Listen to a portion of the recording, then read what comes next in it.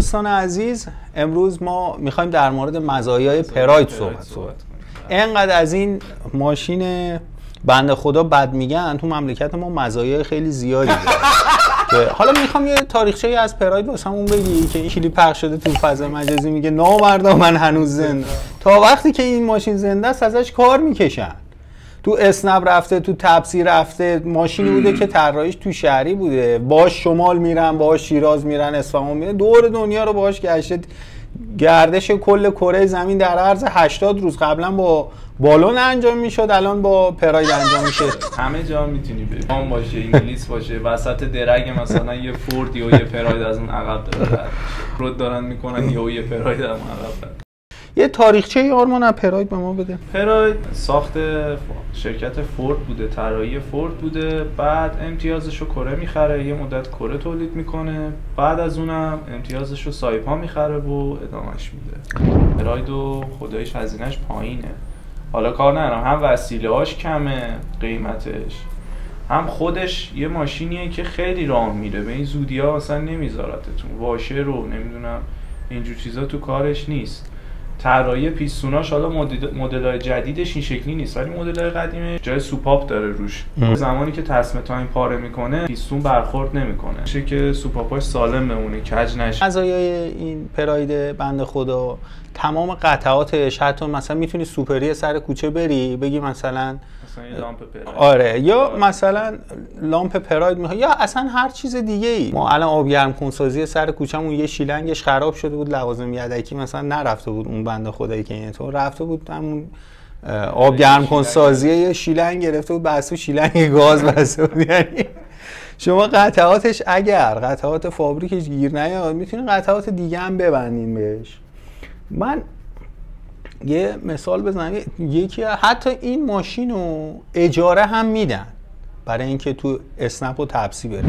6 صبح تا 9 شب روزی 3 تومن داره با این ماشین کار میکنه. اینه که خودش رفته یه دونه فیدلیتی خریده، اون روز گفتش که این ماشین احساس میکنم خشکه، یعنی راه میره و فلان و اینا. من رفتم 4 حلقه لاستیک گرفتم به این فیدلیتی انداختم، این 4 تا لاستیک شده 60 میلیون تومان. یعنی 60 میلیون فقط پول 4 حلقه لاستیک داده، در صورتی که شما با 60 میلیون تومان میتونی اصلا موتور پراید رو عوض بکنی، لاستیکاشو عوض بکنی، اصلا عیدو برگردونی، میگن عید اومده تو پراید. آره، بعد مثلا این طراحی شده باش توی شهر، مثلا تو شهر تهران شما میخوای بری چه میدونم شرق تهران میخوای بری غرب تهران، غرب تهران میخوای بری شمال، شمال به جنوب، غرب به شرق، اینجوری داخل خودنشی تا بندر عباس بری. الان باش بندر عباس که سهله، کشور دیگه کشور گشایی میکنن.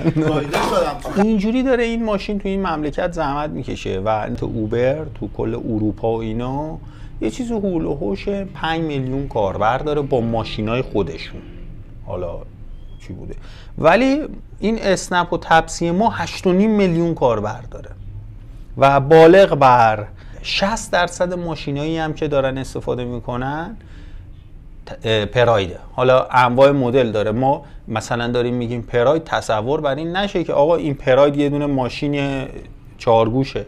ما پراید هاچبک داریم، پراید وانت داریم، پراید 131 داریم، 132 داریم، 133 4 5 تا اینون پراید داریم. میگیم پشت سر آدمای بزرگ حرفه. این ماشین هم پشت سرش زیاد حرفه. چرا حرفه؟ چون کارهای بزرگی توی این مملکت ما کرده. بار نیسان رو زده به وانت پراید. ما یه جا دیدیم اینقدر وجدانن بار زده بودن نمیرفت ماشین جلو، دهنده داده بودن یک ماشین نمیرفت. خلاصه بقیه حول استارت اولیه رو دادن، ماشین به حرکت اومد، افتاد، گیر کرد تو رو درواسی، رفت تا مقصد. جاده کفی بود. بعد ماشین تا خود مقصد رفت.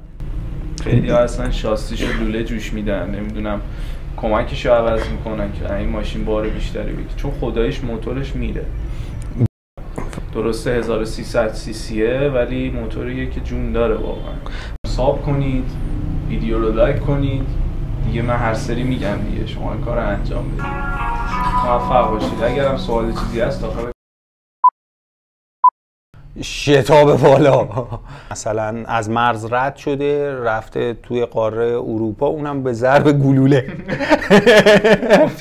متوقفش کردن، نمیزدنش میرفت. اجاره کرده این ماشینو 4 تومن به من میده، الباقیش هم برمی‌داره میخونه. 2 تا زنم داره اداره میکنه 2 تا خانواده هم داره نون میده با همون پرایدی که اونجا داشت. داره از این پرایده پول در میاره و 2 تا خانواده رو داره اداره میکنه. بدنه ماشین جای شاسی برداشتن تیراهن جوش داده، فقط مونده تاق بزنن و ازش تاق آجوری.